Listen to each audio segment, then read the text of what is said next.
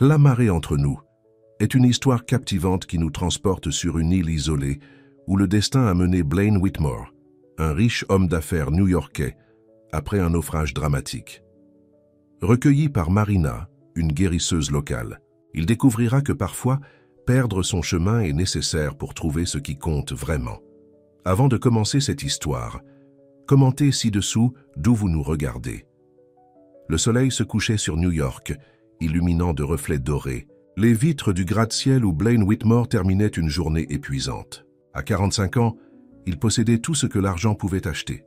Des jets privés, des entreprises sur 3 continents et un yacht somptueux nommé Sovereign. Son visage apparaissait régulièrement dans les magazines People, toujours accompagné d'une femme différente et plus jeune.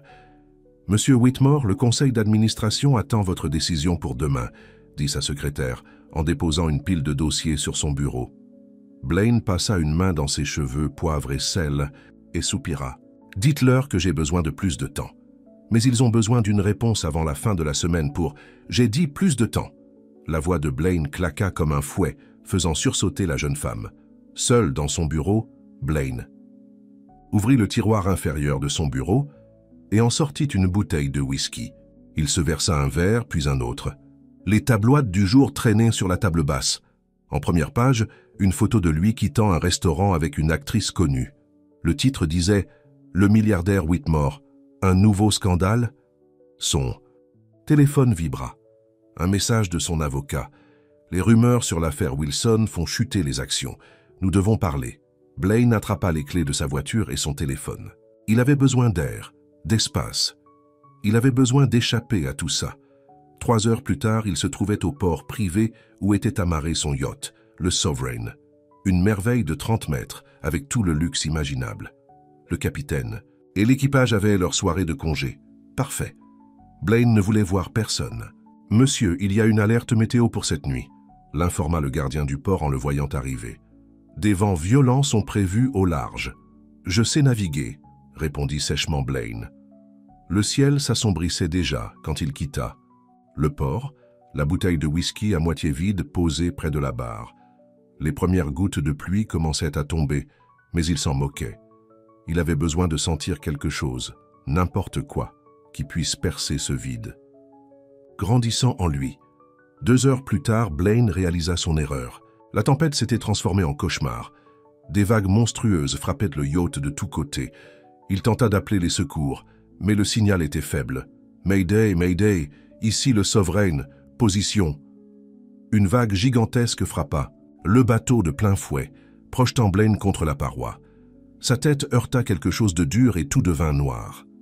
Marina Reyes se réveilla avant l'aube, comme chaque jour depuis 20 ans. À 42 ans, elle connaissait le rythme de l'île comme sa propre respiration. Elle enfila un jean usé et un pull épais, attacha ses longs cheveux noirs en queue de cheval et sortit sur la véranda de sa petite maison en bois. La tempête de la nuit avait été violente. L'air sentait le sel et les algues. Marina but lentement son café en observant l'horizon. La mer s'était calmée, mais des débris flottèrent près de la côte. « Tante Marina, regarde ce que la tempête a apporté. » La voix excitée de Lucia, sa nièce de 12 ans, la tira de ses pensées. L'adolescente pointait vers la plage rocheuse en contrebas. Marina plissa les yeux et aperçut quelque chose, ou quelqu'un, échoué sur les rochers. « Reste ici », ordonna-t-elle à Lucia avant de descendre en courant le sentier escarpé. C'était bien un homme. Face contre terre, ses vêtements déchirés et trempés. Une large entaille saignait sur son front. Marina s'agenouilla et le retourna doucement. Il respirait encore, faiblement. « Monsieur, vous m'entendez ?» Pas de réponse. Marina examina rapidement ses blessures. Rien ne semblait cassé, mais il était en hypothermie. Avec l'aide d'un pêcheur qui passait par là, elle transporta l'inconnu jusqu'à sa maison. « Qu'est-ce qu'on va faire avec lui ?» demanda Lucia les yeux écarquillés, pendant que Marina réchauffait l'homme avec des couvertures. « On va prendre soin de lui, jusqu'à ce qu'il se réveille, » répondit Marina en nettoyant la plaie sur son front. « Apporte-moi ma trousse d'herbe. » L'île était trop petite pour avoir un hôpital et le prochain bateau vers le continent n'arriverait que dans 3 jours. Marina avait l'habitude de soigner les habitants avec ses connaissances en plantes médicinales. Son petit magasin d'herbes était connu dans toute la région. Pendant qu'elle préparait une infusion pour faire baisser la fièvre, Marina observa l'inconnu. Ses mains n'avaient pas les callosités d'un travailleur manuel. Sa montre, même abîmée par l'eau de mer, semblait coûteuse. Cet homme n'était pas un simple pêcheur. Au milieu de l'après-midi, l'homme commença à s'agiter. Ses paupières frémirent avant de s'ouvrir sur des yeux bleus acier. Il regarda autour de lui, désorienté. « Où suis-je » Sa voix était rauque. « Vous êtes en sécurité » répondit calmement Marina. « Vous avez fait naufrage. Je vous ai trouvé sur la plage ce matin. » L'homme tenta de se redresser mais grimaça de douleur. « Mon bateau, le Sovereign. Je suis désolé, mais si c'était votre bateau, il a probablement coulé. La tempête était très violente. » L'homme ferma les yeux un instant, puis les rouvrit avec une lueur de détermination. « J'ai besoin d'un téléphone, tout de suite. » Marina secoua la tête. « Il n'y a qu'un téléphone satellite dans le bureau du maire et il ne fonctionne pas aujourd'hui à cause de la tempête. Le réseau mobile ne passe pas bien ici. » C'est une blague? L'homme la regardait maintenant avec irritation. « Vous ne savez pas qui je suis ?»« Non, répondit Marina avec franchise. Et pour le moment, ça n'a pas d'importance. Vous avez besoin de repos. Je suis Blaine Whitmore, annonça-t-il comme si ce nom devait ouvrir toutes les portes. Et j'ai besoin de contacter New York immédiatement. Il y a des gens qui me cherchent. Eh bien, monsieur Whitmore, vous devrez attendre. Personne ne peut. Quittez l'île avant l'arrivée du ferry dans 3 jours, et le téléphone satellite sera peut-être réparé demain. En attendant, buvez ça. Elle lui tendit une tasse d'infusion. Blaine regarda le liquide avec suspicion. Qu'est-ce que c'est? Une infusion de plantes pour faire baisser votre fièvre et aider à cicatriser. Je préfère des médicaments réels, pas des remèdes de grand-mère. Marina reposa calmement la tasse sur la table de chevet. Ces remèdes de grand-mère, comme vous dites, ont sauvé plus de vies sur cette île que vous ne pouvez l'imaginer. Mais libre à vous de souffrir. Elle se leva pour partir, mais Blaine l'arrêta. Attendez, je suis désolé. Ces mots semblaient difficiles à prononcer pour lui. Je ne suis pas dans mon état normal. Marina hocha la tête et lui tendit à nouveau la tasse. Cette fois, il la prit et but une gorgée. « Où suis-je exactement » demanda-t-il un peu plus calme. « Sur l'île de San Miguel, à environ 100 km de la côte sud. Nous sommes une petite communauté, principalement des pêcheurs et leurs familles. Et vous êtes Marina Reyes. Je tiens la boutique d'herbes médicinales. Et voici ma nièce, Lucia, ajouta-t-elle alors que la jeune fille entrait timidement dans la pièce. Lucia observait l'étranger avec curiosité. « Votre bateau a coulé ?»« Lucia, » réprimanda doucement Marina. « Non, c'est bon, » dit Blaine avec un petit sourire fatigué. « Oui, mon bateau a coulé. J'ai été stupide de sortir pendant la tempête. » Ce moment d'humilité surprit Marina.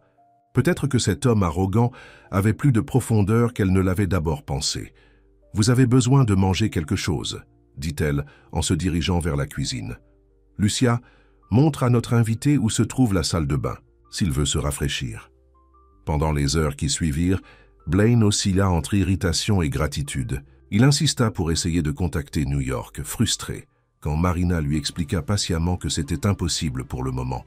« Vous ne comprenez pas, » dit-il alors qu'il dînait d'un poisson frais que Marina avait préparé. « J'ai des entreprises qui dépendent de moi, des décisions qui ne peuvent pas attendre. Le monde continuera de tourner sans vous pendant quelques jours, » répondit Marina. « Parfois, la vie nous force à nous arrêter pour une raison. » Blaine la regarda comme si elle avait dit quelque chose d'absurde. « Vous ne savez rien de ma vie. »« C'est vrai, » acquiesça Marina, « tout comme vous ne savez rien de la mienne. » Un silence s'installa, rompu seulement par le bruit des vagues au loin et le tic-tac de l'horloge. « Comment avez-vous appris tout ça ?»« Sur les plantes, » demanda finalement Blaine, changeant de sujet.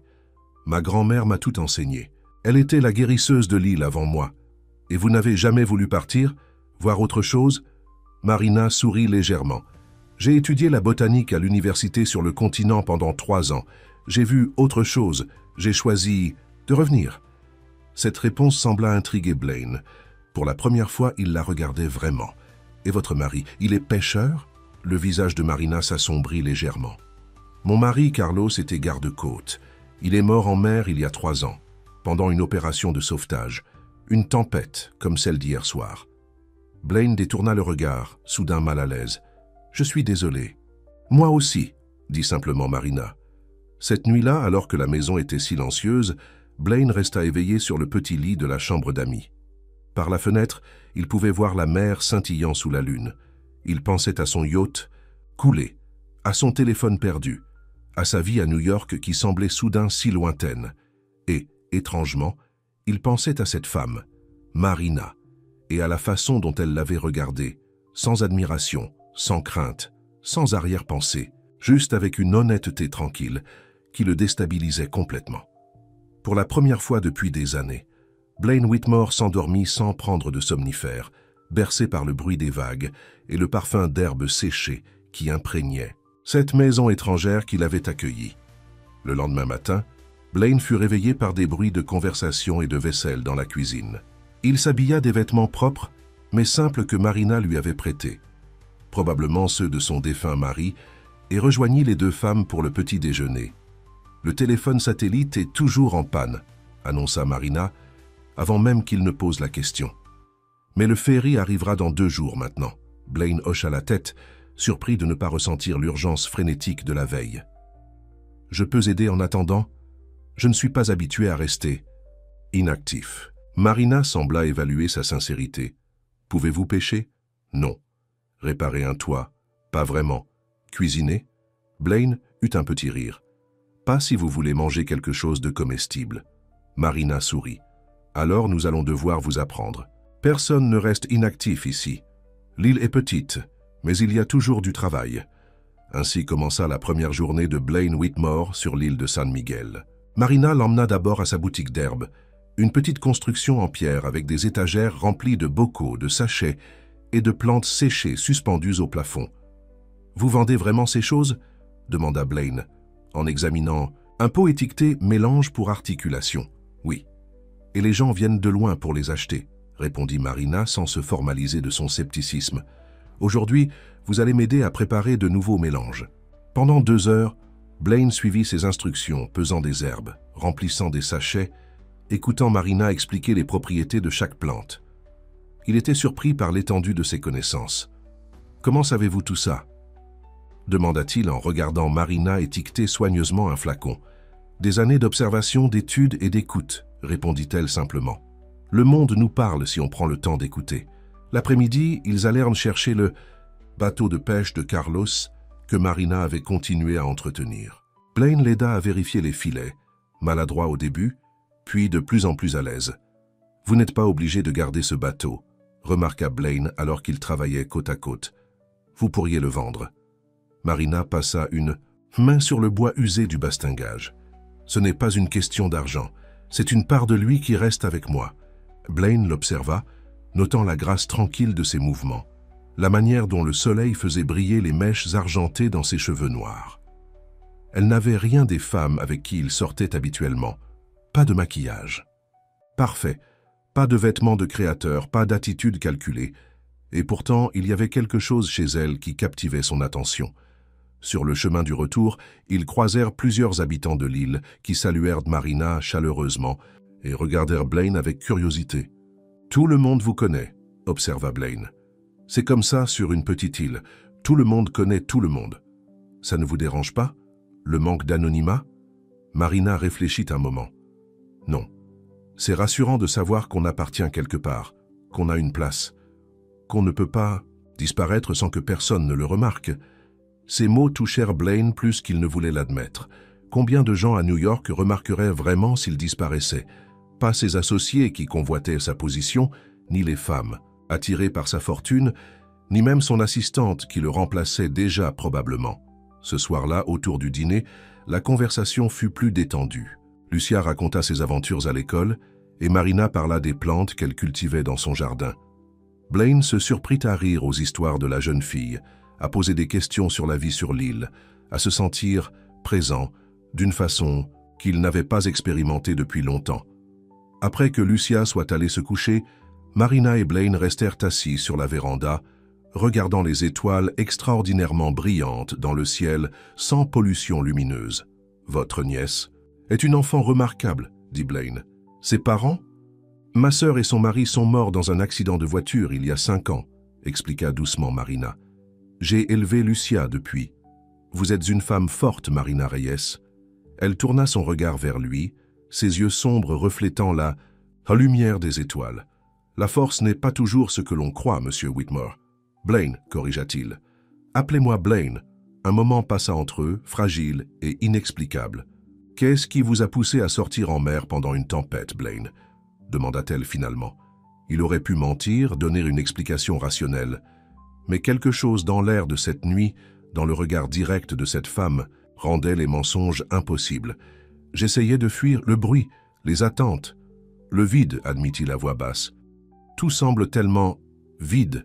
Marina ne répondit pas immédiatement, laissant ses mots flotter dans l'air nocturne. Parfois, dit-elle enfin, nous devons perdre notre chemin pour en trouver un meilleur. Blaine la regarda longuement, troublé par la simplicité profonde de cette phrase, par la manière dont elle semblait voir à travers les murs qu'il avait passé sa vie à construire. Quand ils se séparèrent pour la nuit, quelque chose avait changé. Blaine ne savait pas encore quoi exactement. Mais alors qu'il s'allongeait sur le petit lit, il réalisa que pour la première fois depuis des années, il n'avait pas pensé une seule fois à ses emails, ses réunions ou ses problèmes de relations publiques.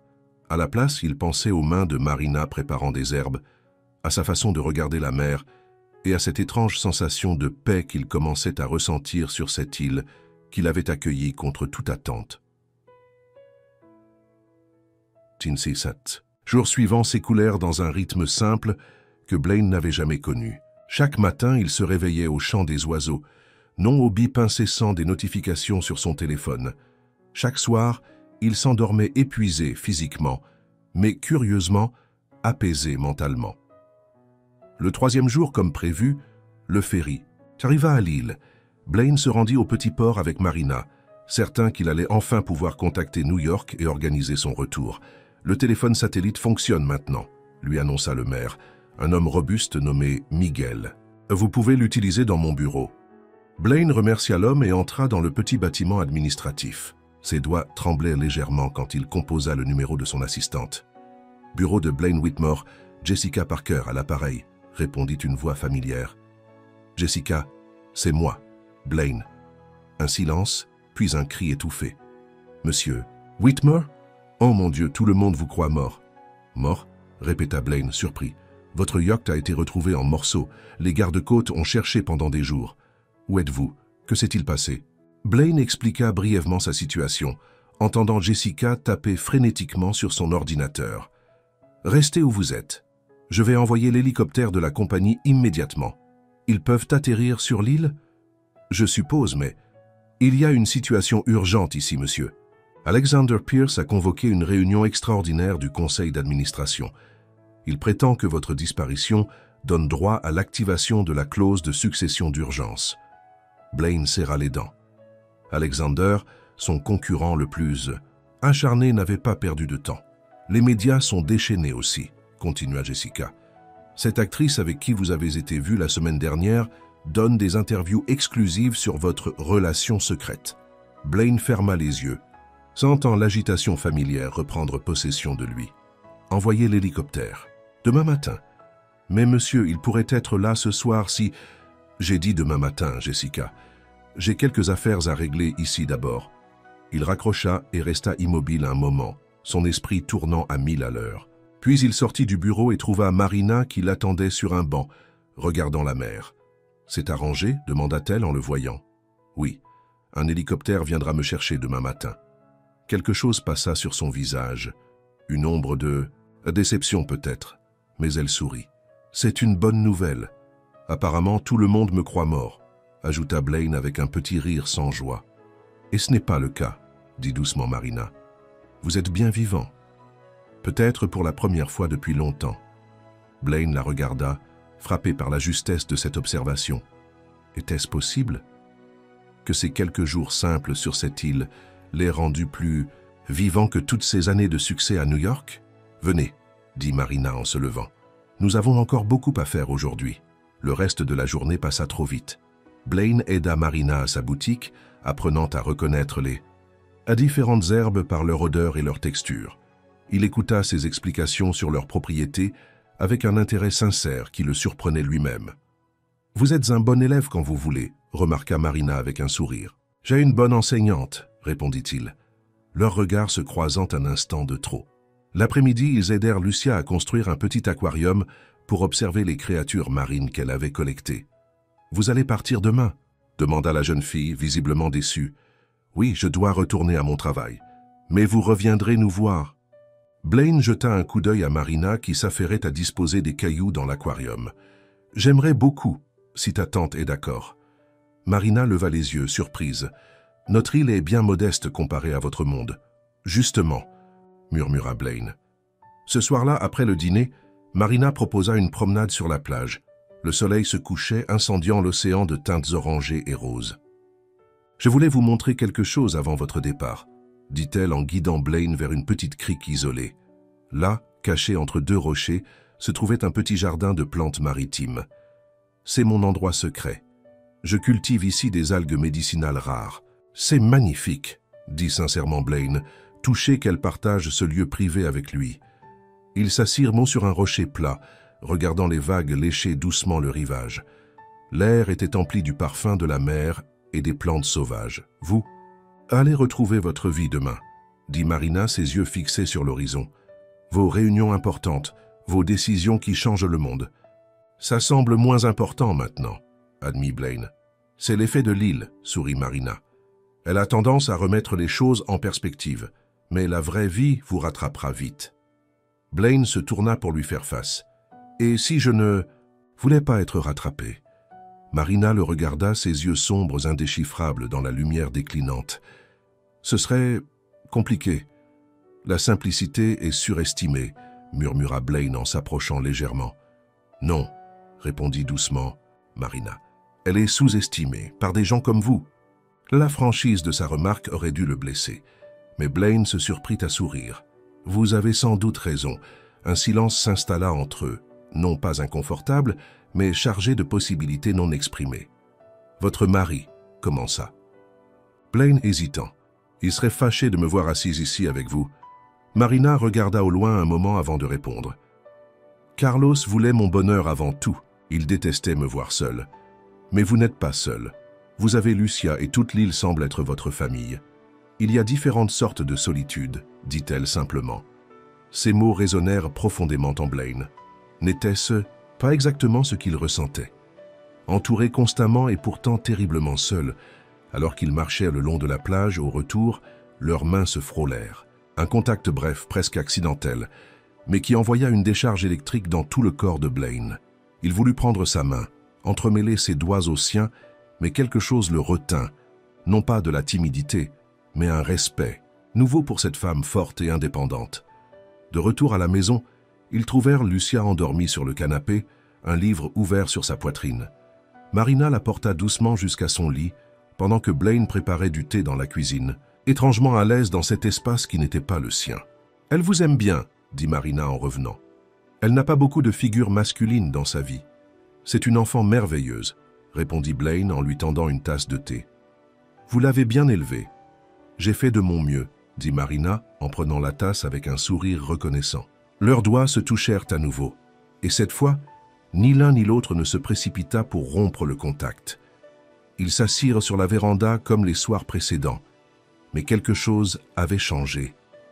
Une tension douce flottait dans l'air, comme les secondes avant un orage. « Comment sera votre vie quand vous retournerez à New York ?» demanda Marina, brisant le silence. Blaine soupira. « Chaotique. Des réunions de crise, des communiqués de presse, des négociations tendues, ça semble épuisant. Ça l'est, admit-il. Puis, après une pause, « Comment sera votre vie après mon départ ?» Marina sourit légèrement. « La même qu'avant. Votre arrivée.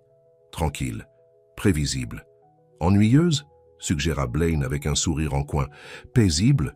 corrigea-t-elle. « Il y a une différence. » Leurs regards se croisèrent et Blaine fut frappé par la profondeur qu'il y trouva. Cette femme n'avait peut-être jamais dirigé d'entreprise internationale ou possédé de jet privé, mais elle possédait une richesse intérieure qu'il enviait soudain désespérément. « Marina » commença-t-il, sa voix plus basse qu'il ne l'aurait voulu. « Ces jours passés ici, ils ont été différents ?» proposa-t-elle quand il ne trouva pas ses mots. « Révélateurs » dit-il finalement, comme si j'avais porté des lunettes de la mauvaise prescription toute ma vie et que soudain, je voyais clairement. Marina inclina légèrement la tête, l'encourageant à continuer. « Je ne veux pas retourner à cette vie creuse, admit-il, les mots sortant avant qu'il puisse les retenir. Je ne veux pas redevenir cet homme. Vous n'êtes pas obligé, dit doucement Marina. Nous avons toujours le choix. Vraiment, avec des responsabilités, des attentes, des obligations? Surtout avec elle, sourit-elle. Les choix faciles n'en sont pas vraiment. Blaine se passa une main dans les cheveux, frustré de ne pas pouvoir exprimer ce qu'il ressentait. Comment lui expliquer ce qu'elle avait éveillé en lui? Comment lui faire comprendre qu'en quelques jours, elle avait bousculé toutes ses certitudes? « J'aimerais que vous veniez à New York, dit-il abruptement. Vous et Lucia. Je pourrais vous montrer la ville, vous faire visiter ?» Marina le regarda avec surprise, puis son expression s'adoucit. « Blaine, vous savez que ce n'est pas possible. » « Pourquoi ?»« Pas. Je peux arranger tout, les billets, l'hébergement.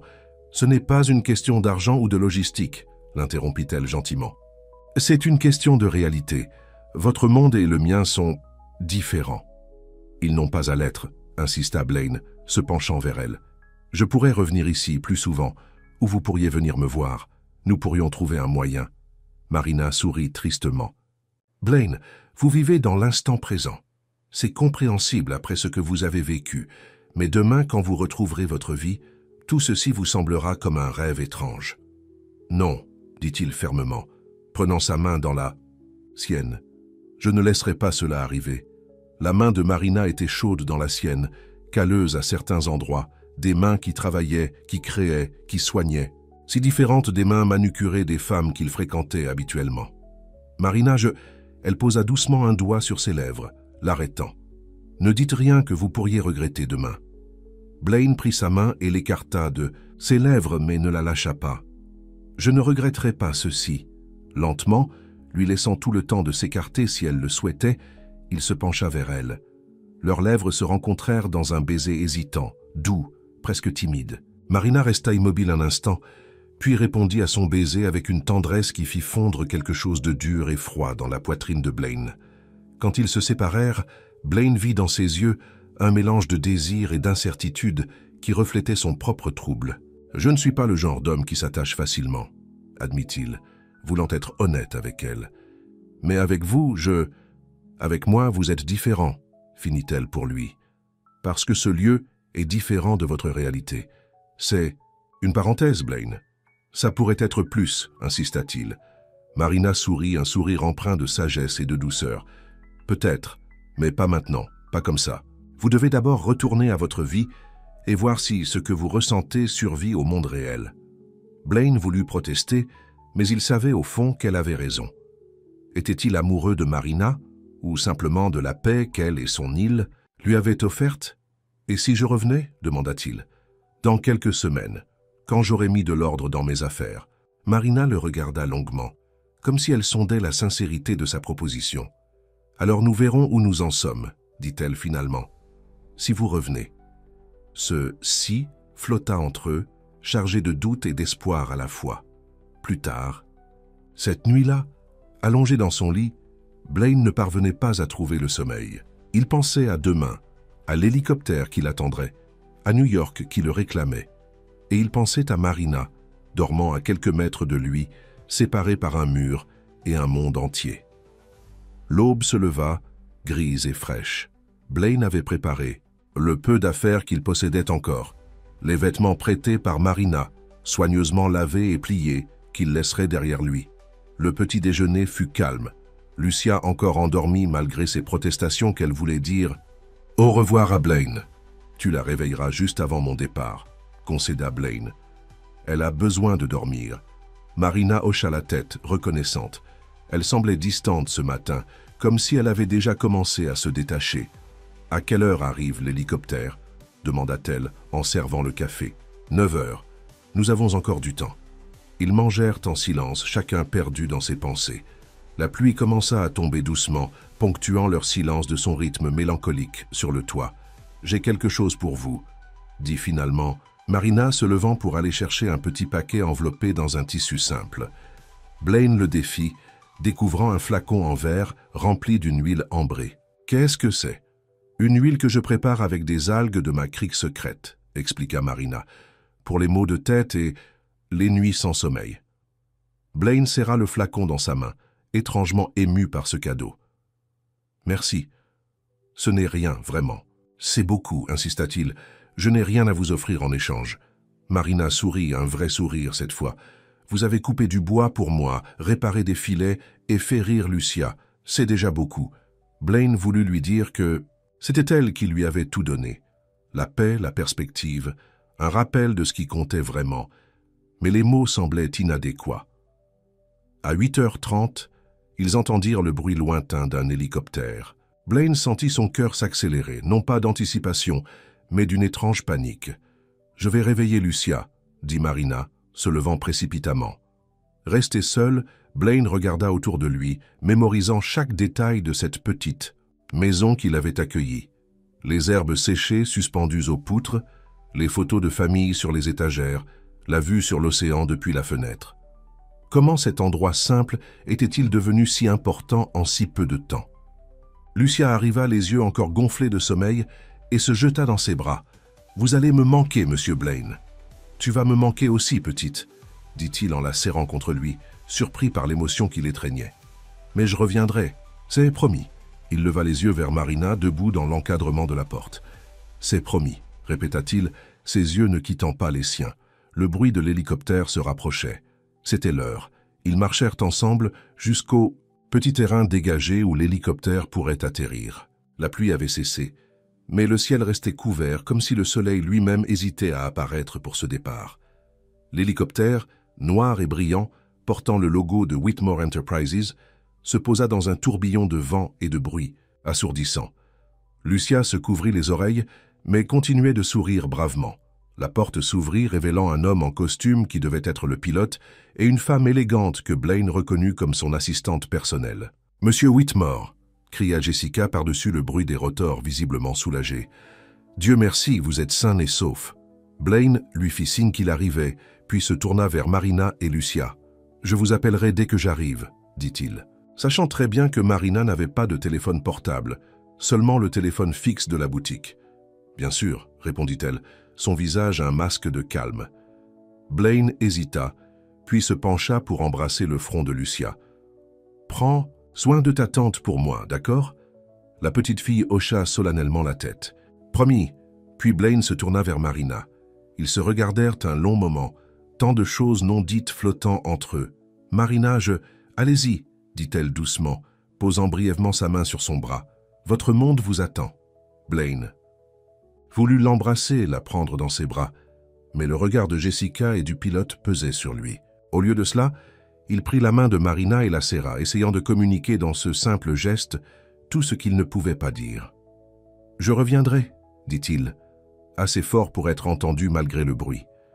Marina sourit, ce même sourire sage et un peu triste. « Si c'est ce que vous voulez vraiment. » Blaine lâcha sa main à contre-cœur et marcha vers l'hélicoptère. Jessica lui tendit la main pour l'aider à monter, déjà en train de lui parler de tout ce qui l'attendait. « Les médias sont déchaînés, monsieur. Nous avons préparé une conférence de presse pour cet après-midi. Le conseil d'administration veut vous rencontrer immédiatement. Et il y a cette situation avec Alexander Pierce qui... » Blaine s'installa sur le siège, sentant le cuir luxueux sous lui, si différent du bois simple des chaises de Marina. Il boucla sa ceinture mécaniquement, son regard fixé sur les deux silhouettes qui rapetissaient déjà alors que l'hélicoptère s'élevait. À travers la vitre, il vit Marina et Lucia agiter la main. Il répondit à leurs gestes, une douleur sourde dans la poitrine. Puis l'hélicoptère tourna et l'île disparut de sa vue, remplacée par l'immensité de l'océan. Jessica continuait de parler, lui tendant un téléphone, un dossier, une tablette. Voici les rapports financiers de la semaine dernière, les courriels les plus urgents, et le téléphone est chargé avec tous vos contacts. Blaine prit les objets, machinalement, se sentant étrangement déconnecté. Il regarda le téléphone dans sa main, sa connexion avec le monde qu'il avait tant désiré retrouver il y a quelques jours à peine. « Monsieur Whitmore, vous m'écoutez ?» Blaine leva les yeux vers Jessica, remarquant pour la première fois son expression anxieuse, ses cernes, ses ongles rongés. « Oui, Jessica, je vous écoute. » C'est juste que nous avons beaucoup de travail pour réparer les dégâts. Les dégâts, répéta Blaine, pensant non pas à sa réputation ou à ses affaires, mais au Sovereign brisé, à son arrogance qui aurait pu lui coûter la vie. Oui, monsieur. Alexander a presque convaincu le conseil que vous étiez instable. Et cette femme, l'actrice, elle raconte des histoires folles sur votre relation. Blaine regarda par la fenêtre, voyant l'île rapetisser jusqu'à n'être qu'un point dans l'immensité bleue. Il pensa à Marina, à sa force tranquille, à sa simplicité authentique. « Monsieur, quel est le plan ?» Blaine se tourna vers son assistante, un calme nouveau en lui. « Le plan, Jessica, est que les choses vont changer. » Elle le regarda perplexe. « Changer comment ?» Blaine serra dans sa main le petit flacon d'huile que Marina lui avait offert. « Profondément, » répondit-il, regardant une dernière fois vers l'île qui disparaissait à l'horizon. « Très profondément. » New York accueillit Blaine Whitmore dans un tourbillon de lumière, de bruit et d'activité frénétique. L'hélicoptère se posa sur l'héliport privé au sommet du siège de Whitmore Enterprises, où une petite armée de personnes l'attendait. Son avocat, son directeur des relations publiques, les membres clés du conseil d'administration. Blaine. « Mon Dieu, c'est un miracle !» s'exclama Patricia Wells, la directrice des relations publiques, une femme élégante d'une 50aine d'années. Les médias vont adorer cette histoire de survie. Blaine serra des mains, accepta des tapes dans le dos, répondit brièvement aux questions les plus urgentes, mais il se sentait étrangement détaché, comme s'il observait la scène de l'extérieur. « Nous avons programmé une conférence de presse pour 16 heures, expliqua Patricia. Juste assez de temps pour vous rafraîchir et vous changer. Blaine regarda sa montre. Il était à peine 11 heures du matin. Annulez-la. Patricia le fixa bouche bée. Pardon? Annulez la conférence de presse. Je ne parlerai pas aux médias aujourd'hui. Un silence stupéfait s'abattit sur le groupe. Mais Blaine, intervint Richard, son avocat, nous devons contrôler. C'est le récit. Alexander Pierce raconte à qui veut l'entendre que votre disparition était une fuite délibérée face à des problèmes financiers. Blaine sourit légèrement. Alexander peut raconter ce qu'il veut. Je sais ce qui s'est réellement passé et c'est tout ce qui compte. Il se tourna vers Jessica. J'ai besoin que vous organisiez une réunion du conseil d'administration. Demain, pas aujourd'hui. Et j'aurai besoin des rapports financiers des 3 derniers mois, tous les mémos internes concernant la restructuration de la division Asie et le dossier complet sur le projet Wilson. Jessica hocha la tête, prenant des notes frénétiquement. Et maintenant, si vous voulez bien m'excuser, je rentre chez moi. J'ai besoin d'une douche et de vêtements propres. Il laissa le groupe abasourdi et prit l'ascenseur jusqu'au parking souterrain où son chauffeur l'attendait. « Déjà, chez moi, Thomas, » dit-il en s'installant dans la limousine. « Bien, monsieur, content de vous revoir. » New York défilait par la fenêtre, gratte-ciel étincelant, rue bondée, panneaux publicitaires géants. Tout semblait à la fois familier et étrangement artificiel après les paysages naturels de l'île. Quand la limousine s'arrêta devant son penthouse de Central Park West, Blaine ressentit une hésitation inexplicable avant d'entrer dans le bâtiment. Le portier l'accueillit avec une surprise évidente. « Monsieur Whitmore, quelle joie de vous revoir. » Blaine sourit poliment et prit l'ascenseur privé qui menait directement à son appartement. Dès que les portes s'ouvrirent, une sensation de froid l'envahit. Non pas physique, mais émotionnel. Son penthouse était exactement comme il l'avait laissé, immense, impeccablement décoré, avec une vue spectaculaire sur le parc. Pourtant, il se sentait étrangement vide. Blaine passa une main sur le comptoir en marbre de la cuisine, nota les œuvres d'art valant des millions au mur, les meubles de designer, la technologie dernier cri. Il se dirigea vers sa chambre, où son dressing contenait des centaines de costumes, chemises et chaussures. Il prit une longue douche chaude, laissant l'eau emporter le sel marin et la fatigue du voyage. Pourtant, même sous le jet puissant de sa douche italienne, il se surprit à penser à la simple salle de bain de Marina, avec son savon fait main et ses serviettes un peu rêches mais douces d'usage. Habillé d'un costume sur mesure, Blaine se regarda dans le miroir. Il avait l'air du même homme d'affaires puissant qu'avant sa disparition. Mais ses yeux racontaient une autre histoire. Son téléphone qu'il avait posé sur une table n'arrêtait pas de sonner et de vibrer, messages, emails, appels manqués qui s'accumulaient. Il l'ignora et se dirigea vers son bureau personnel. S'asseyant devant son ordinateur, il commença à parcourir les documents que Jessica lui avait envoyés. Peu à peu, l'image se clarifiait. Alexander Pierce avait profité de son absence pour tenter une prise de contrôle hostile, manipulant certains membres du conseil et répandant des rumeurs sur sa stabilité mentale. La situation était sérieuse, mais pas désespérée. Après plusieurs heures de travail, Blaine se leva et se dirigea vers la baie vitrée. Le soleil se couchait sur New York, transformant les buildings en silhouettes dorées. C'était magnifique, d'une beauté différente, mais tout aussi impressionnante que les couchers de soleil sur l'île. L'île. Marina. Lucia. Comme elle semblait loin maintenant. Il sortit de sa poche le petit flacon d'huile que Marina lui avait offert. L'odeur d'algues et d'herbes marines emplit ses narines quand il l'ouvrit, le transportant instantanément sur la plage rocheuse. Il appliqua quelques gouttes sur ses tempes, sentant une légère fraîcheur apaiser la migraine qui commençait à poindre. Son téléphone sonna à nouveau. C'était Patricia. « Blaine, j'ai essayé de vous joindre toute la journée. Les médias sont déchaînés. Cette actrice, Vanessa Moore, affirme maintenant que vous étiez fiancé secrètement. » Blaine soupira. « Je n'ai jamais été fiancé à Vanessa Moore. Nous avons dîné ensemble 2 fois pour discuter d'un possible investissement dans son prochain film. Je sais, mais elle raconte une toute autre histoire. Et maintenant, avec votre refus de faire une déclaration publique, les rumeurs empirent.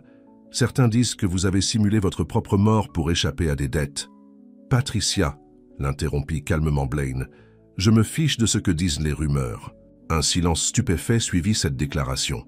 « Vous vous fichez. Mais Blaine, votre réputation, ma réputation est basée sur mes actes, pas sur des commérages. J'ai survécu à un naufrage. J'ai été sauvé par des gens extraordinaires. Et maintenant, je suis de retour. C'est tout ce que le public a besoin de savoir. Mais préparez une simple déclaration écrite, pas de conférence de presse, pas d'interviews exclusives, juste les faits. Je vous fais confiance pour la formulation. » Il raccrocha avant qu'elle ne puisse protester davantage. La nuit était tombée complètement maintenant. Blaine regarda les lumières de la ville qui ne dormait jamais, puis il prit une décision. Il appela Thomas.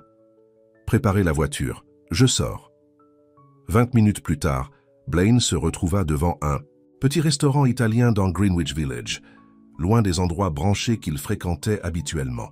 C'était un établissement familial, où il était venu quelques fois avec son père il y a des années, avant que sa vie ne devienne un tourbillon d'obligations et d'apparences. Le propriétaire, un vieil homme aux cheveux blancs, le reconnut immédiatement. « Monsieur Whitmore, Madonna Mia, je vous croyais mort. » Blaine sourit. « Les rumeurs de ma mort ont été grandement exagérées, Antonio. Une table pour un, s'il vous plaît ?» Antonio le conduisit à une table discrète au fond du restaurant. « J'ai vu votre père pour la dernière fois il y a, 5 ans maintenant ?»« 6, corrigea doucement Blaine, juste avant sa mort. « Un homme bon, dit Antonio avec nostalgie. Il appréciait les choses simples de la vie, malgré sa fortune. »« Oui, » murmura Blaine, réalisant soudain combien cette qualité de son père lui avait échappé. Il savait ce qui comptait vraiment. Antonio lui apporta un verre de vin et une assiette de pâtes faites maison, sans même qu'il ait besoin de commander. La nourriture était délicieuse, authentique, préparée avec soin et passion, tellement différente des restaurants étoilés où il emmenait ses clients et conquêtes. Blaine mangea lentement, savourant chaque bouchée, écoutant les conversations. Autour de lui, des familles, des couples, des amis partageant un repas simple mais significatif. Il observa un vieil homme et une vieille femme à une table voisine, se tenant la main par-dessus la table, échangeant des regards complices après ce qui devait être des décennies ensemble. Ils viennent tous les vendredis depuis 1978, dit Antonio en suivant son regard. L'amour véritable. Rare de nos jours, non?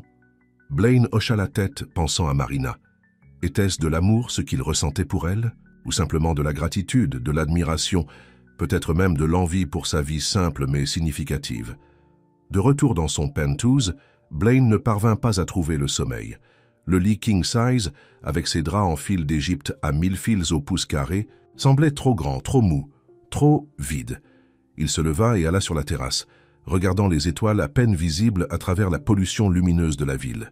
Sur l'île, le ciel nocturne était un spectacle époustouflant, un océan d'étoiles qui semblaient à portée de main. Ici, les lumières artificielles éclipsaient les étoiles, tout comme les distractions constantes de sa vie avaient éclipsé ce qui comptait vraiment. Blaine prit son téléphone et composa le numéro du bureau du maire de San Miguel, qu'il avait mémorisé juste avant son départ. Après plusieurs sonneries, une voix endormie répondit « Bureau du maire, Miguel Sanchez à l'appareil. Monsieur le maire, c'est Blaine Whitmore. Je suis désolé de vous appeler si tard. Monsieur Whitmore. » La voix du maire s'éclaircit. « Êtes-vous bien arrivé? »« Oui, merci. Je voulais juste m'assurer que Marina et Lucia vont bien. » Un silence bref, puis « Elles vont bien. Marina est passée au bureau cet après-midi pour prendre quelques fournitures. Elle semblait calme, comme toujours. Pourriez-vous lui transmettre? »« Un message? Dites-lui que je suis bien arrivé et que je pense à elle. »« Bien sûr, je lui dirai demain. Merci, monsieur le maire. Et aussi, j'aimerais faire un don à Lille, pour l'hôpital, l'école ou tout ce dont vous avez besoin. C'est très généreux de votre part, mais Marina a été très claire quand je lui ai suggéré que vous pourriez vouloir nous remercier financièrement. Elle a dit que l'hospitalité ne se monnaie pas. » Blaine sourit malgré lui.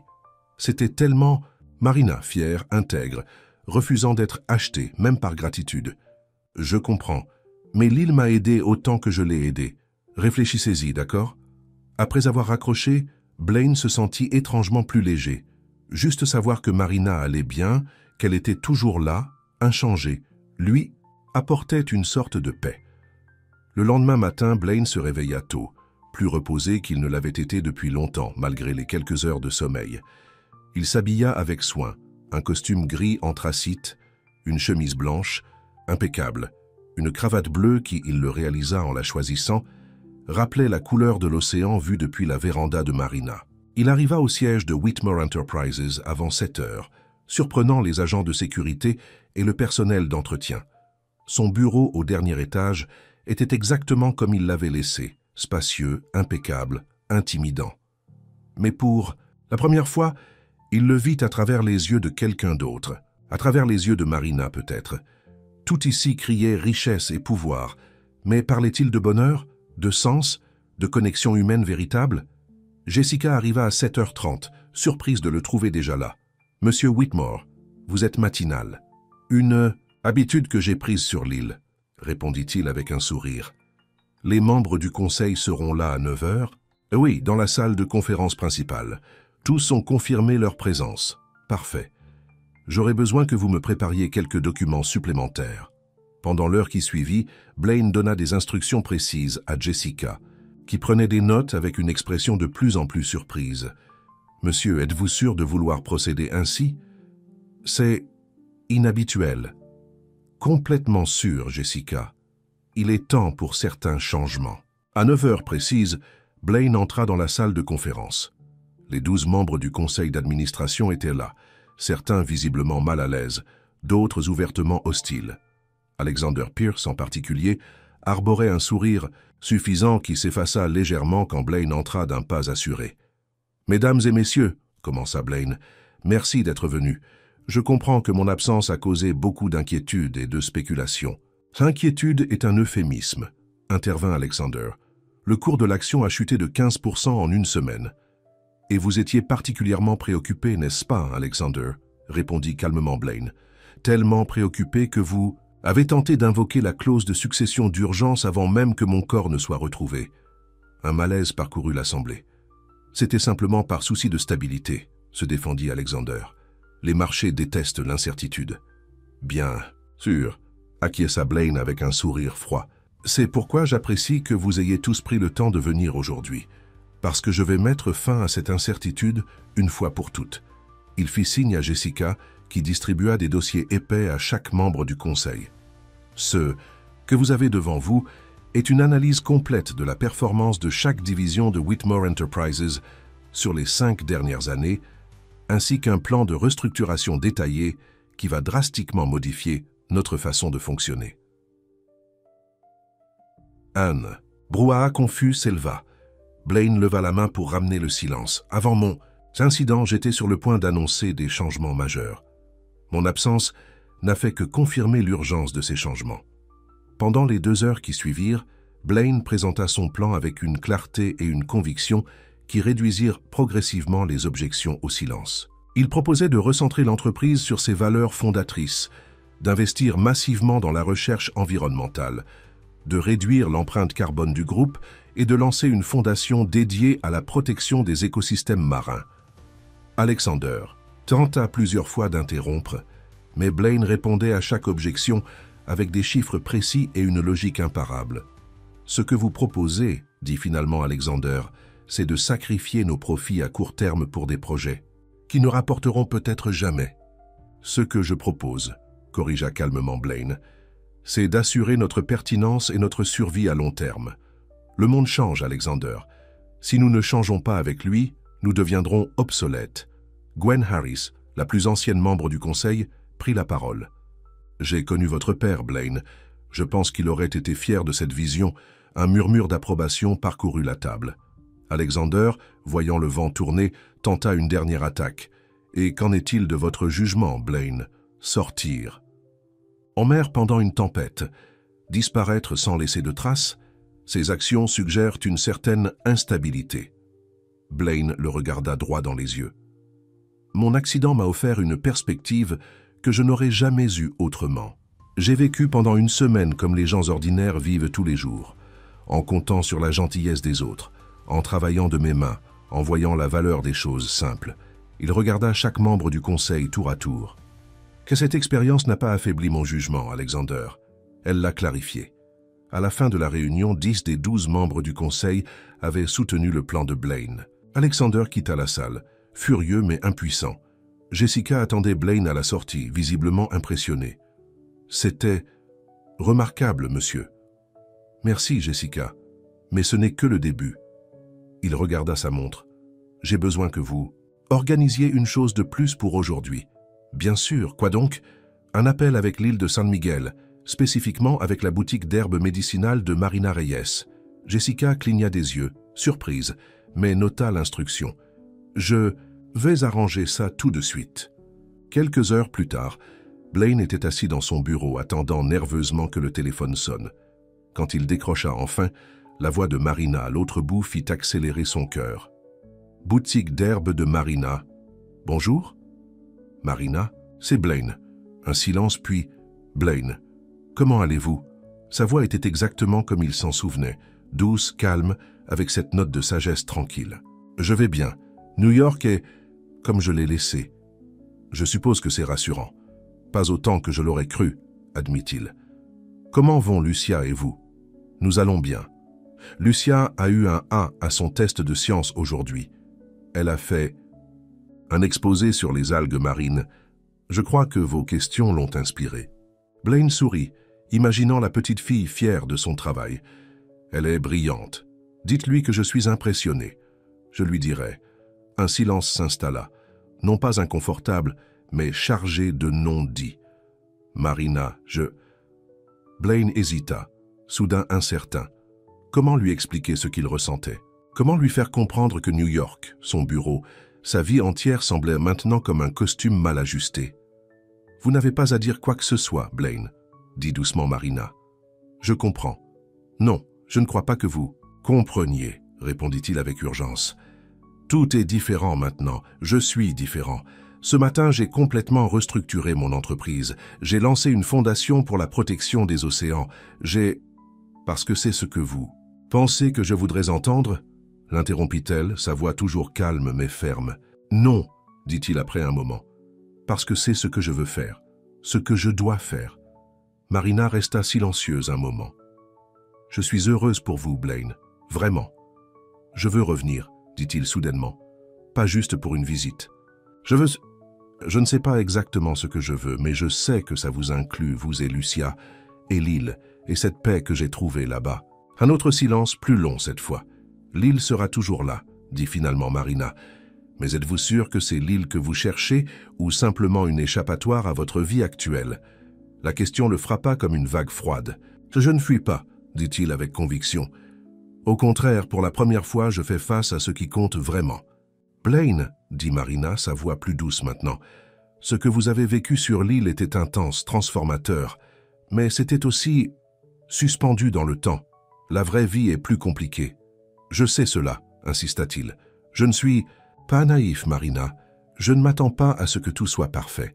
Je veux juste une chance de voir si ce que nous avons commencé peut devenir quelque chose de réel. » Il l'entendit soupirer légèrement. « Je ne dis pas non, » dit-elle finalement. « Je dis juste, donnez-vous du temps. Assurez-vous que c'est vraiment ce que vous voulez. » Blaine ferma les yeux, serrant le téléphone. « Je n'ai jamais été plus sûr de quoi que ce soit. »« Le temps nous le dira, » répondit-elle. Une note d'affection, perceptible dans sa voix malgré sa réserve. « Maintenant, je dois y aller. J'ai des clients qui attendent. Bien sûr. Je vous rappellerai bientôt. »« Je serai là, » dit-elle simplement avant de raccrocher. Blaine reposa le téléphone, fixant la vue de Manhattan par sa fenêtre. La conversation n'avait pas été ce qu'il espérait, mais il n'était pas découragé. Marina avait raison. Il devait être absolument certain. Il ne pouvait pas se permettre de perturber sa vie si ses sentiments n'étaient qu'une réaction à son expérience traumatisante. Mais au fond de lui, il savait. Ce n'était pas juste la peur ou la gratitude qui le poussait vers elle. C'était quelque chose de plus profond, de plus vrai que tout ce qu'il avait connu auparavant. Les semaines qui suivirent furent parmi les plus intenses de sa carrière. Blaine travaillait sans relâche pour mettre en œuvre sa nouvelle vision. Pour Whitmore Enterprises, il passait ses journées en réunion, en négociation, en présentation. Mais le soir, seul dans son penthouse, il pensait à Marina, à sa boutique d'herbe, à sa vie simple mais riche. Il l'appelait régulièrement, de courtes conversations qui devenaient progressivement plus personnelles, plus intimes. Il envoya des cadeaux à Lucia, des livres sur la biologie marine, un microscope, tout ce qu'il pensait pouvoir alimenter sa curiosité naturelle. Et chaque jour, il appliquait quelques gouttes de l'huile que Marina lui avait donnée, son parfum, marin devenant un rappel constant de ce qu'il avait trouvé et perdu sur cette île lointaine. Un mois après son retour, Blaine eut une révélation alors qu'il contemplait de nouveau le ciel nocturne depuis sa terrasse. Il ne pouvait pas continuer ainsi, tiraillé entre deux mondes. Il devait faire un choix, ou plutôt, il devait agir sur le choix qu'il avait déjà fait dans son cœur. Le lendemain matin, il convoqua Jessica dans son bureau. « J'ai besoin que vous prépariez quelques documents pour moi, » dit-il sans préambule. Des papiers de transfert de propriété, des procurations et une restructuration complète du conseil d'administration. Jessica le regarda avec inquiétude. « Monsieur, vous ne prévoyez pas de... »« Je ne quitte pas l'entreprise, Jessica, » la rassura-t-il avec un sourire. « Je la transforme simplement pour qu'elle puisse fonctionner sans ma présence constante. » Il lui expliqua son plan. Déléguer davantage de responsabilités quotidiennes, créer un système de gestion plus collaboratif et se concentrer personnellement sur la direction stratégique et la nouvelle fondation environnementale. « Je veux pouvoir travailler de n'importe où, » conclut-il. « Même d'une petite île à 100 km de la côte, si nécessaire. » Jessica hocha lentement la tête, comprenant enfin. « Cette femme, elle doit être vraiment spéciale. »« Elle l'est, » confirma Blaine. « Mais ce n'est pas seulement elle. C'est ce qu'elle m'a rappelé, que la vie est plus que le travail, plus que le succès, plus que les apparences. »« Je comprends, » dit Jessica avec un sourire sincère. « Je préparerai tout ce dont vous avez besoin. Merci, Jessica. Et aussi, trouvez-moi le meilleur architecte spécialisé dans les constructions écologiques. J'ai un projet en tête. » 2 mois après le naufrage du Sovereign, Blaine se tenait à nouveau sur le petit terrain d'atterrissage de l'île de San Miguel. Cette fois, il n'arrivait pas les mains vides. L'hélicoptère avait apporté plusieurs caisses d'équipement médical pour la clinique de l'île, des fournitures pour l'école et un projet qui tenait particulièrement à cœur à Blaine. Il avait prévenu Marina de sa visite, mais pas de son intention de rester. Il ne savait pas encore comment elle réagirait à son plan et il ne voulait pas la presser. Quand il descendit de l'hélicoptère, Marina et Lucia l'attendaient, comme la dernière fois. Mais cette fois, leurs rôles étaient inversés. C'était lui qui revenait, c'était elle qui l'accueillait. Lucia courut vers lui, l'enveloppant dans une étreinte joyeuse. « Monsieur Blaine, vous êtes revenu. Je te l'avais promis, non ?» dit-il en lui rendant son étreinte. Puis il se tourna vers Marina. Elle portait une simple robe bleue, ses cheveux noirs et argent détachés sur ses épaules. Elle était plus belle encore que dans son souvenir.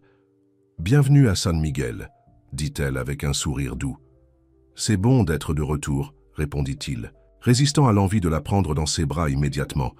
Il y avait encore tant de choses à dire, tant d'incertitudes à résoudre. « Venez, dit-elle en faisant un geste vers le chemin. « Le dîner vous attend. » Alors qu'ils marchèrent vers la maison, Blaine savait que le vrai test commençait maintenant. Il était facile de rêver d'une vie plus simple depuis son penthouse de Manhattan. Il était plus difficile de transformer ce rêve en réalité. Mais, en regardant Marina marcher devant lui, sa silhouette se détachant sur le ciel bleu, l'océan scintillant en arrière-plan, Blaine Whitmore sut qu'il avait fait le bon choix. Quelle que soit la difficulté, quelle que soit la distance entre leurs mondes, il était prêt à construire un pont. Car parfois, perdre son chemin était la seule façon de trouver ce qu'on cherchait vraiment. Le dîner dans la petite maison de Marina fut à la fois familier et étrange pour Blaine. La table simple, les plats faits maison, la conversation animée de Lucia, tout cela lui avait manqué plus qu'il ne l'aurait cru possible. Pourtant, il y avait une tension sous-jacente, une conscience aiguë que cette fois, il était là par choix, non par nécessité. « Alors, comment va New York ?» demanda Marina tandis qu'elle servait un ragoût de poisson local. Bruyante, frénétique, inchangée, répondit Blaine avec un léger sourire. Mais beaucoup de choses ont changé chez Whitmore Enterprises. Vraiment? Marina leva un sourcil, curieuse malgré sa réserve. Blaine lui raconta les transformations qu'il avait initiées. La nouvelle fondation environnementale, les investissements dans les technologies vertes, la restructuration qui lui permettait de travailler à distance une grande partie du temps. « Vous avez été occupé, remarqua-t-elle. J'avais beaucoup à faire, beaucoup à réparer. » Leurs regards se croisèrent brièvement et Blaine se demanda si elle comprenait qu'il ne parlait pas seulement de son entreprise. Lucia, observant leur échange avec des yeux perspicaces, intervint. « Est-ce que vous allez rester longtemps cette fois, monsieur Blaine ?» Marina lança un regard d'avertissement à sa nièce, mais Blaine sourit. « En fait, j'espérais rester un bon moment, si c'est possible. »« Vraiment ?» Le visage de Lucia s'illumina.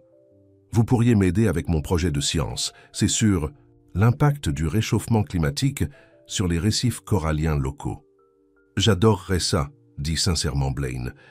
Puis, se tournant vers Marina, « Si ta tante est d'accord, bien sûr. » Marina parut mesurer ses paroles. « Vous êtes le bienvenu aussi longtemps que vous le souhaitez, Blaine.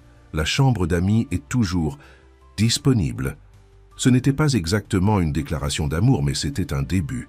Blaine accepta cette ouverture avec gratitude. Après le dîner, quand Lucia fut envoyée faire ses devoirs, Blaine et Marina se retrouvèrent seuls sur la véranda, comme tant de fois auparavant.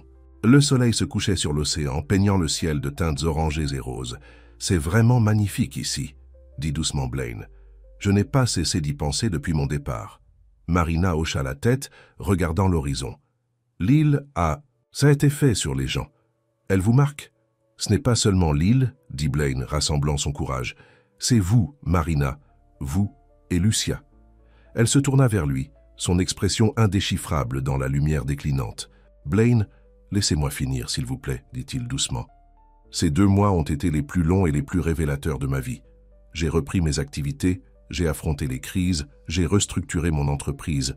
J'ai fait tout ce que j'étais censé faire. » Il fit une pause cherchant les mots justes. Mais chaque soir, je me retrouvais sur ma terrasse, regardant les étoiles que je pouvais à peine voir, et je pensais à vous, à votre force tranquille, à votre authenticité, à la façon dont vous m'avez regardé, non pas comme Blaine Whitmore, le milliardaire, mais comme un homme ordinaire qui avait besoin d'aide. Marina resta silencieuse, mais ses yeux ne quittaient pas les siens. « Je ne prétends pas comprendre ce que c'est que de vivre ici toute l'année, » continua Blaine. Je ne prétends pas que ce sera facile de concilier nos mondes, mais je sais ce que je ressens, et je sais que je veux essayer, vraiment essayer. Marina soupira doucement. Blaine, la vie ici n'est pas une retraite de méditation, c'est la vraie vie, avec ses difficultés, ses frustrations, ses limitations. Vous avez l'habitude d'obtenir tout ce que vous voulez instantanément.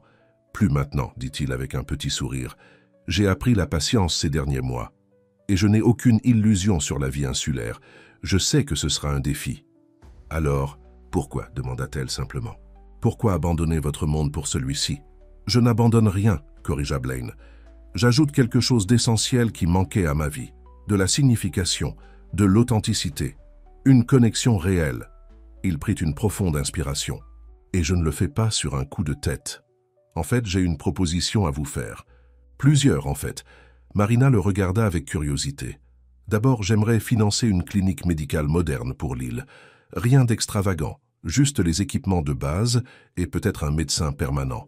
Le maire m'a dit que c'était un besoin urgent. C'est vrai, admit Marina. Nous envoyons toujours les cas sérieux sur le continent et parfois le ferry ne peut pas partir à cause du mauvais temps. Ensuite, j'aimerais créer un centre de recherche marine ici. Un endroit où des scientifiques pourraient étudier les écosystèmes locaux et où les enfants comme Lucia pourraient apprendre. Cela créerait des emplois et pourrait attirer un tourisme respectueux de l'environnement. Marina semblait intriguée mais toujours prudente. Ce sont des projets ambitieux qui bénéficieraient à toute l'île, pas seulement à moi, souligna Blaine. Mais ma troisième proposition est plus personnelle. Il sortit de sa poche un petit rouleau de papier qu'il déroula sur la table entre eux. C'était le plan architectural d'une maison, simple mais élégante, parfaitement intégrée dans le paysage de l'île, avec de grandes fenêtres donnant sur l'océan et un toit couvert de panneaux solaires. J'aimerais construire ceci. Pas pour remplacer votre maison, mais comme une option. Un endroit que nous pourrions partager, peut-être, un jour si vous le souhaitiez. Marina examina les plans visiblement surprise. « Vous avez pensé à tout cela en 2 mois. J'ai eu beaucoup de temps pour réfléchir, dit-il avec un sourire, et je voulais vous montrer que je suis sérieux, que ce n'est pas un caprice. Ou une phase. » Marina reposa les plans, son expression pensive. « Et si ça ne fonctionne pas? Si vous réalisez que la vie ici est trop simple pour vous? Alors j'aurais essayé, dit simplement Blaine. Et l'île aura toujours une clinique et un centre de recherche. Et vous aurez toujours votre vie inchangée. Il prit doucement sa main. Je ne vous demande pas de tout bouleverser pour moi, Marina. Je vous demande juste une chance, une vraie chance. Marina le regarda longuement, semblant chercher quelque chose dans ses yeux.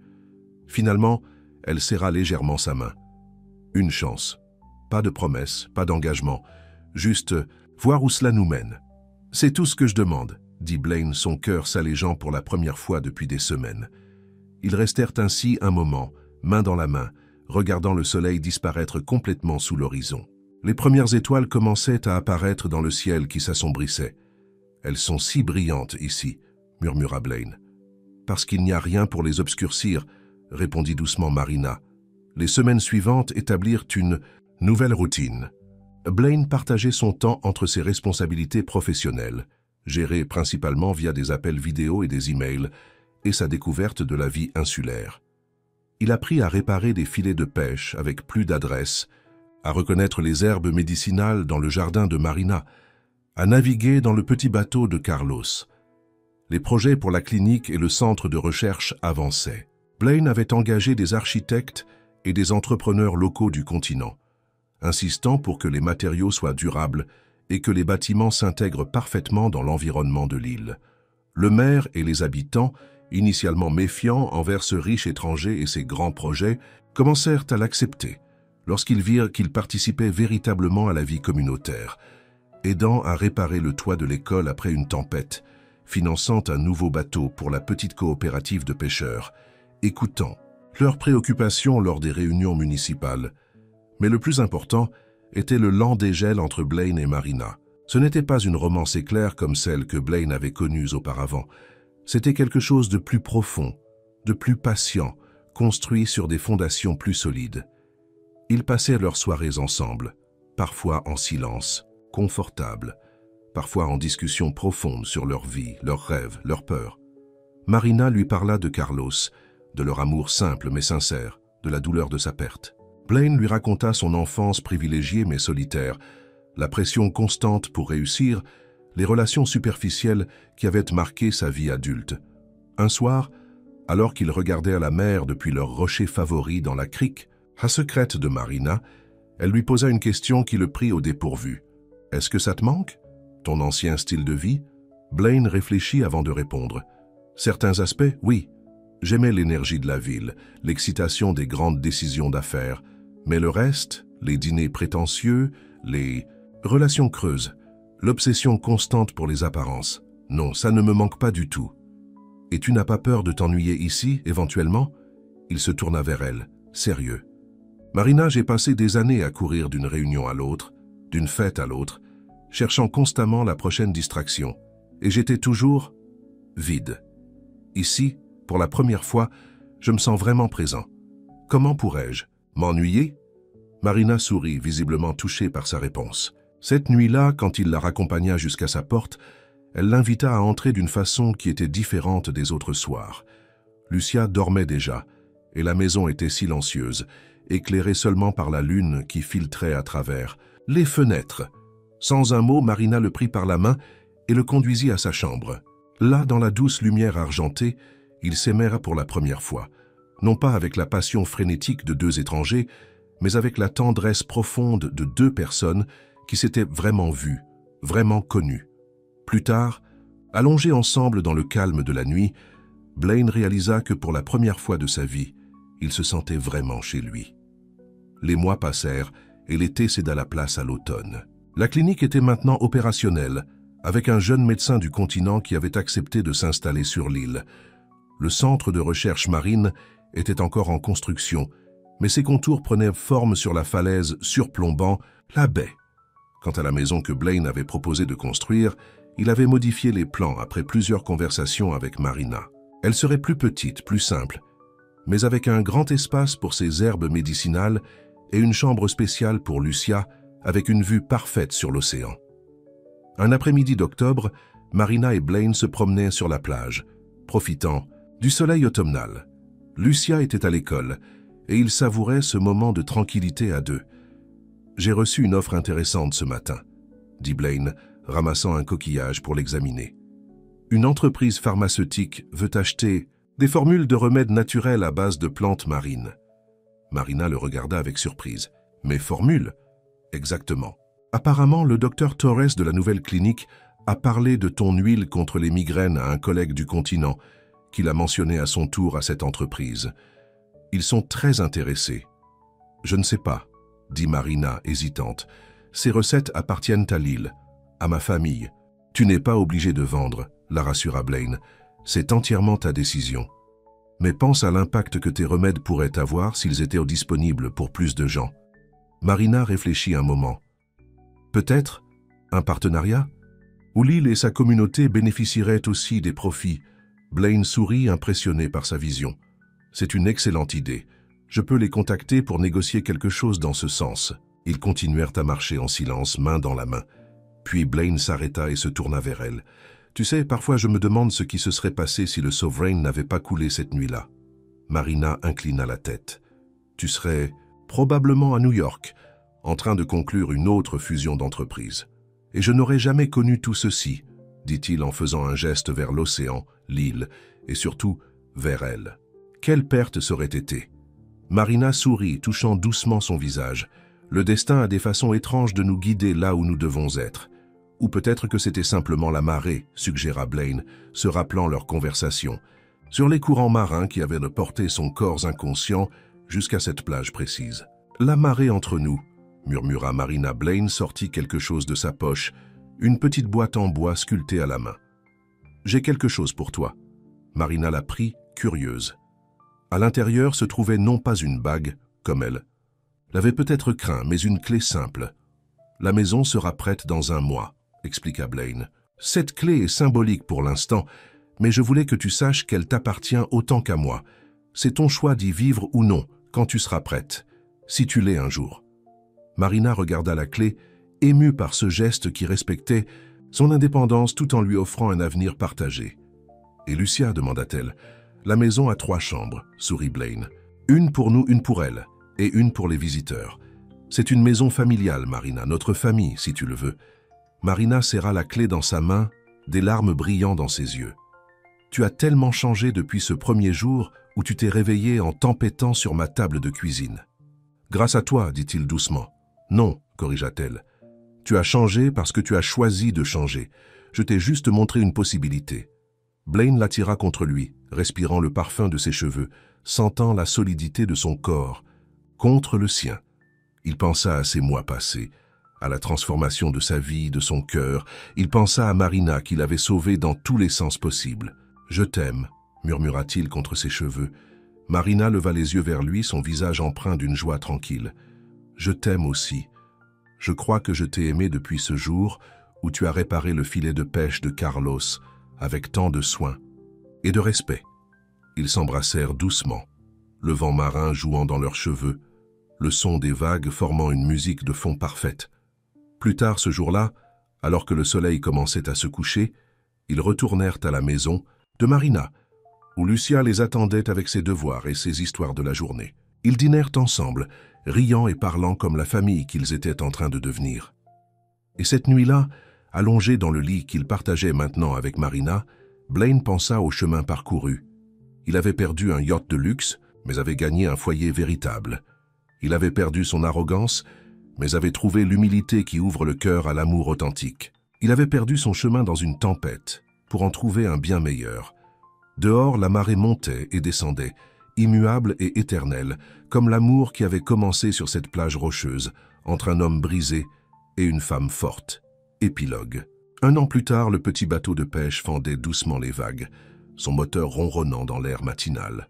À la barre, Blaine dirigeait l'embarcation avec une aisance qui aurait été impensable 1 an auparavant. À côté de lui, Marina vérifiait les filets, ses mouvements précis et efficaces. « Parfait ici », annonça-t-elle. « On peut les jeter, maintenant. » Blaine coupa le moteur et ensemble, ils déployèrent les filets dans l'eau claire. C'était devenu leur routine du samedi matin, pêcher ensemble comme Marina l'avait fait autrefois avec Carlos. Non pas pour remplacer ses souvenirs, mais pour en créer de nouveaux tout aussi précieux. « Le centre de recherche a reçu l'équipement hier », dit Blaine, alors qu'ils attendaient que les poissons se prennent dans leurs filets. Lucia est déjà impatiente d'utiliser le nouveau microscope électronique.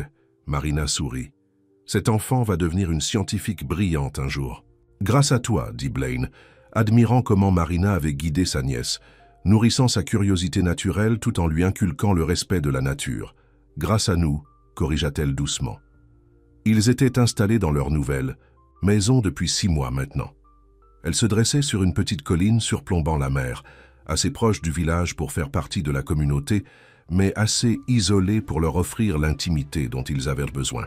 Simple mais confortable, elle reflétait parfaitement leur vie ensemble, un mélange harmonieux de l'élégance discrète que Blaine appréciait et de la fonctionnalité pratique que Marina privilégiait.